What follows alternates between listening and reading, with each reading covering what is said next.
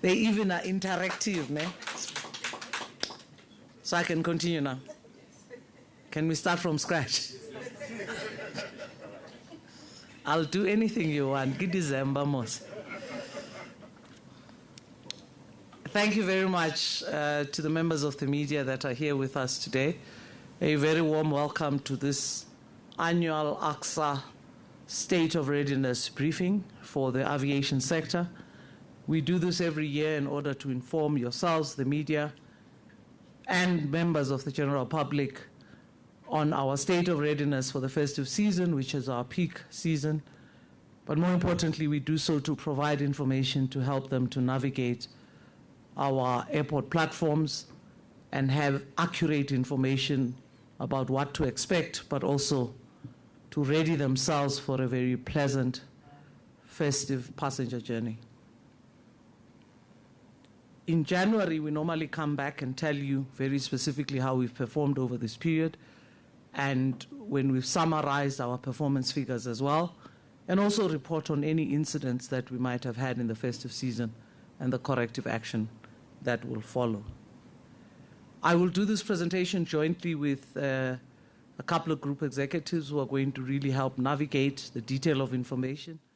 We do so mindful that we do provide a lot of detail, but we really want the discussion and deliberations on our excellent airport services to be informed by data and detailed information so that that analysis can enable us as South Africans to properly evaluate how our airports perform. The presentation then is going to be in 4 parts. We'll deal with business performance, a performance overview, and also we'll deal with the published schedule for what is Northern Hemisphere Winter 25 and Southern Hemisphere Summer 25, the published schedules that really tell us how overall the aviation sector is performing.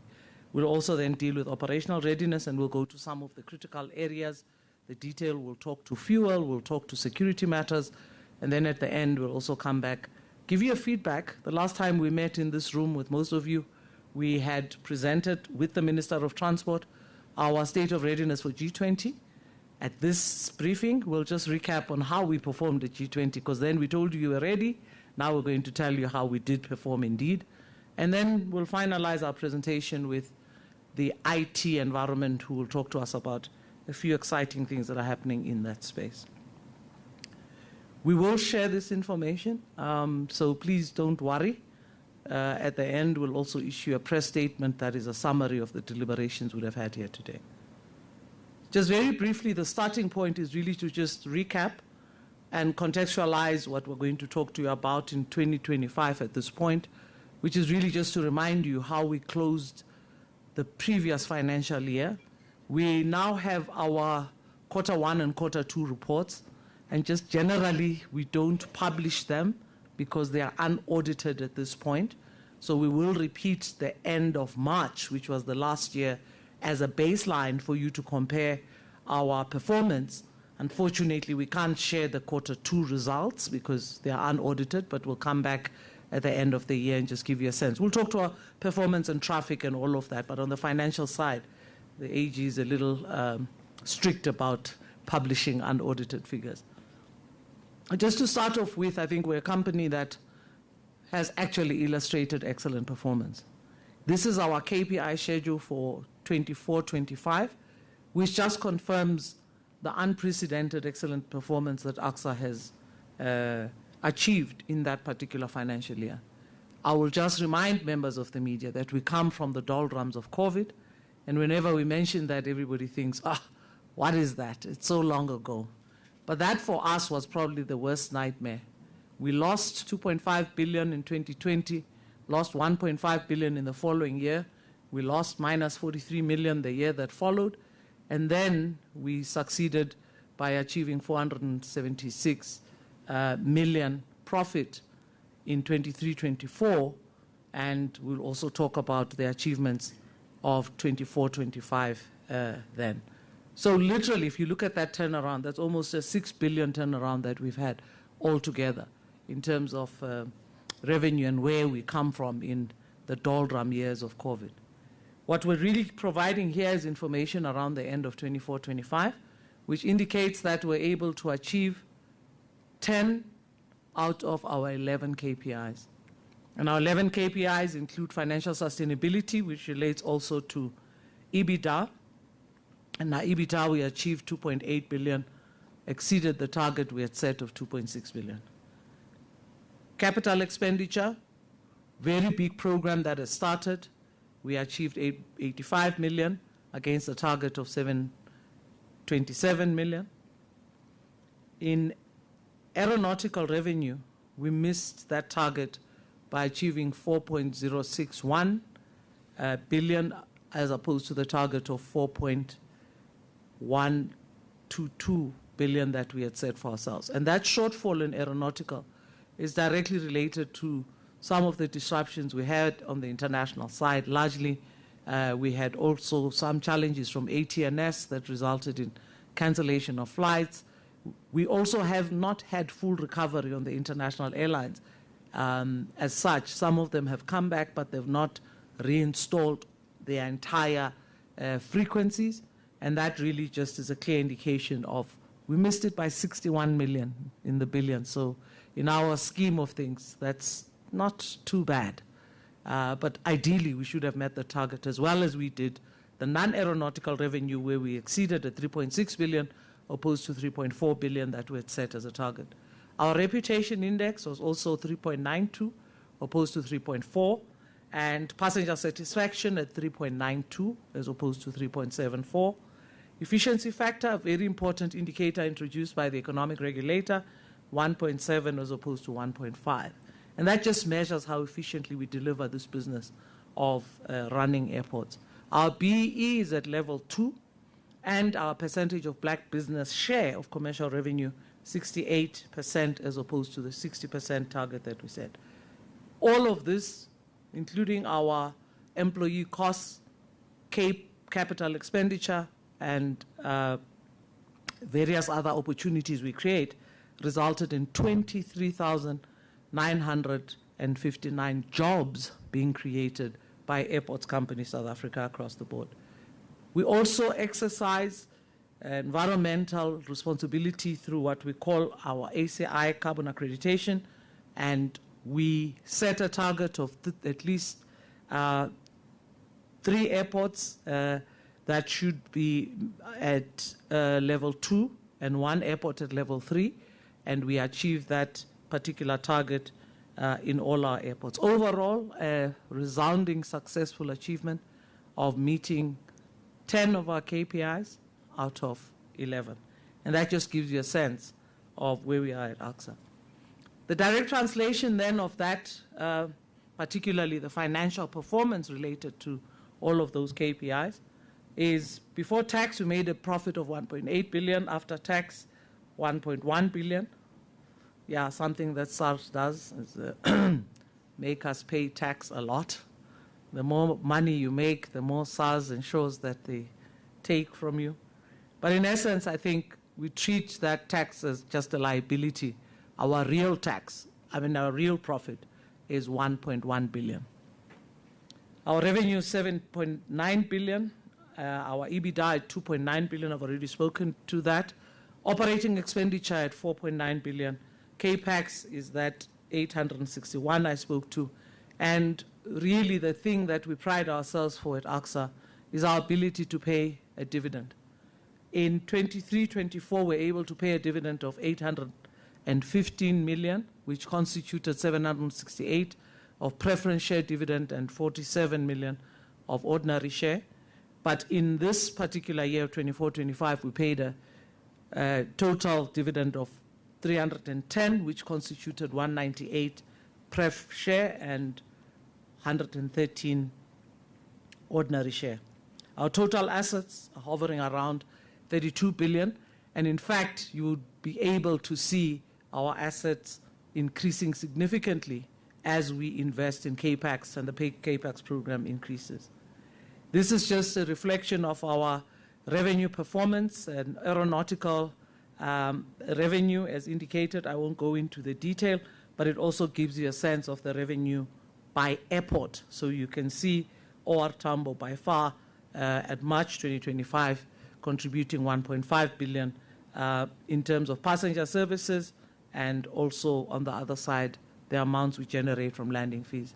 This is an important thing because a lot of people don't understand what we do around non-aeronautical revenue, and it's an important one that shares with you the issues related to all of our commercial operations. And as you can see, in all areas, you've seen an increase in revenue generation from retail to property rental, parking, car hire, our hotel operations, including the best hotel in Africa, best airport hotel in Africa, Intercontinental, and advertising, and our other activities in the commercial space. This gives you a very clear idea around the various activities that contribute to the critical success of our non-aeronautical revenue. Our expenditure over this particular year also included operating expenditure and employee expenses, as indicated there. But also importantly, we've just broken it down for you in the information that tells you about repairs and maintenance. That amount is actually increasing on repairs and maintenance, and that should be the case as we invest in refurbishing the entire platform in the post-COVID environment. ACSA's airports are really going to be a construction site, and I think one day we'll have to do a briefing session as we see the real beginning. As I indicated earlier, you would see the budget of the fixing the toilets under that repairs and maintenance, for instance, and would fall distinctly in those categories. But it also shows that we've spent quite a lot of money on security, other big spenders, and information systems just to improve on the technology and particularly passenger facilitation across the platform. This particular one just talks and gives you a sense around the CAPEX program that we're implementing. And again, it's really to give comfort. A lot of South Africans are rightfully impatient, waiting to see this infrastructure program roll out. This particular slide quite clearly indicates what we're expecting to see over the platform. We spent 1.5 billion in the first 2 years of a budget of 1.4 billion, a budget of 1.5 billion. The company is also going to spend 21.7 billion. I think we've been stating that so many times to all of you. What we've also emphasized there, it's 72% of that is going to be on refurbishment, and only 15% is going to be increasing capacity. I'm certain that if you fly around South Africa, you can almost anticipate the areas that are going to benefit from the capacity increase, the places that are kind of congested right now. And to name a few, Cape Town, domestic and arrivals is quite congested. George is congested. Chief David Steerman is congested as we speak now, and so is King Palo. So those areas will be the first ones to get expansion programs. But overall, we also emphasize the fact that our efficiency and technology will account for 14% of our CAPEX spend over the next 3 years. This is just to emphasize the issue around the dividends. We really believe this is a great achievement for ACSA. We don't know whether there are many other SOEs that are paying dividends back to their shareholders. At this point, we think we might be leading in that pack. But I also think we're contextualizing it because we're showing you what ACSA as a company has done over the years. So it's not just the dividends for this 1 year. It's also the dividends that ACSA has paid over the years going back to 1999. And that gives you a very clear sense that we're back in business. We're paying the dividends that are almost akin to what we last paid in 2006. And basically, ACSA is operating at that peak performance. And that is reflected by the amount we pay back to our shareholders in dividends. This particular slide talks to the awards and accolades that we've received over this period, and very important, by credible aviation institutions that give awards to companies in terms of their performance, and very importantly, the role of Cape Town International Airport in achieving and leading that in all the awards. Best airport in Africa, best airport staff, accolades to Cape Town, and also best airport experience, and also the other airports that have benefited from the accolades are OR Tambo at third place around best airport for Africa.